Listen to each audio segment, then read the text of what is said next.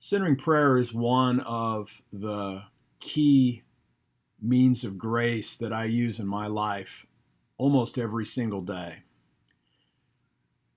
As you begin to do your own practice, you'll run into certain common struggles, and I want to talk about a key one. Centering prayer isn't easy because we essentially commit to sitting in silence for a block of time, whether you start at 3 minutes or 5 minutes or 10 minutes or 15, 20, 30. It's your choice on how much time to spend, but it's a practice that essentially flies against the grain of our busy 21st century world. Because everything about life in the 21st century screams immediate access, personalized service, have it exactly when you want it, like you want it.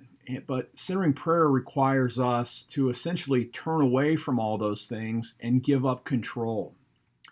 It's not a discipline. It's not even like some of the other spiritual disciplines where we drive the activity. Like when we read the Bible, that's us reading. When we celebrate the Eucharist, we're following instructions, but we know how the service goes and we're moving around. When you attend a worship service, you're sort of driving that action. When you go out and serve the poor or do some kind of other missional activity, again, you're in the driver's seat. And those are all other formative practices that are vital, but they're all actions in which we do something. But with centering prayer, it's different because all we do is essentially show up as we are and wait.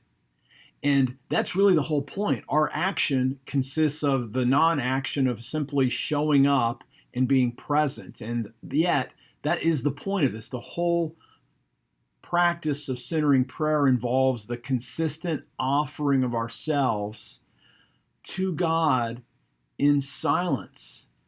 And what that will do is we offer ourselves up to the Lord Jesus and use that centering word of Jesus whenever we find ourselves lost or distracted in a thought. By simply returning to Jesus over and over again, that practice will yield slowly a significant harvest. But it's the kind of harvest that's going to surprise you.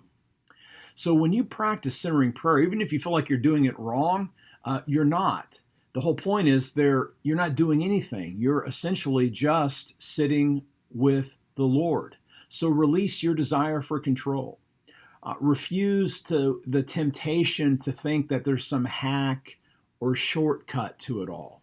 Simply know this: you will encounter the God that loves you. And in the process, you'll experience not what you think you desire, but you're going to experience over time what you really need. And those places of growth are going to surprise you.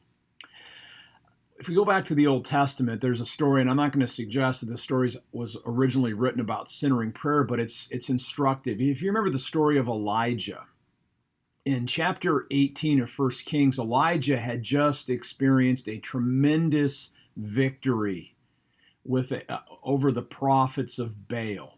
And God had shown up in a powerful way. You remember how Elijah had soaked an altar with water, yet when he called down upon the Lord, the fire came down and it just engulfed that. And he won this tremendous victory and made an incredible public witness for the Lord.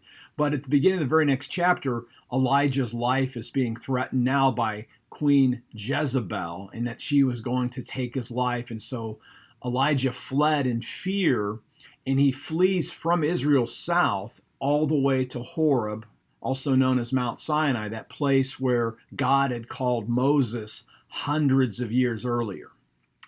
Now, what's interesting is that Elijah went to Horeb to seek out the Lord due to the threat against his life and his sense of aloneness in his vocation. He believed he was the only person who hadn't bowed his knee to Baal. And Elijah received a powerful lesson from God that I think is applicable to our practice of sitting in silence with God, because God invited Elijah to come outside and stand on the mountain just as Moses had done. And in that process, what happens to Elijah? God sends a blistering wind, but the text says God wasn't there. Sends a earthquake, fire, these powerful signs, but that's not where Elijah encounters God. Not in any of those public signs. And again, a lot of times our flesh desires a quick fix or some kind of spectacular answer or demand. What our soul longs for is a real meal that nourishes and replenishes us. And so how does Elijah encounter God? It wasn't in those spectacular, it wasn't in these natural signs, the wind, the fire. It says in the text in 1 Kings 19:12 that Elijah meets God in silence.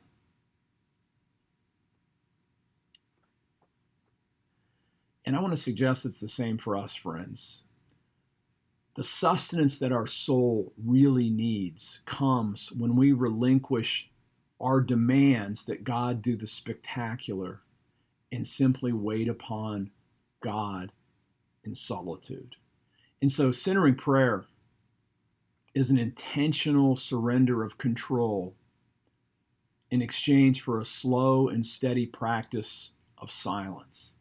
So if you're struggling a little bit, don't let your struggles or even the fact that maybe you don't have a lot of evidence that growth is happening, don't let that discourage you. The practice is the point.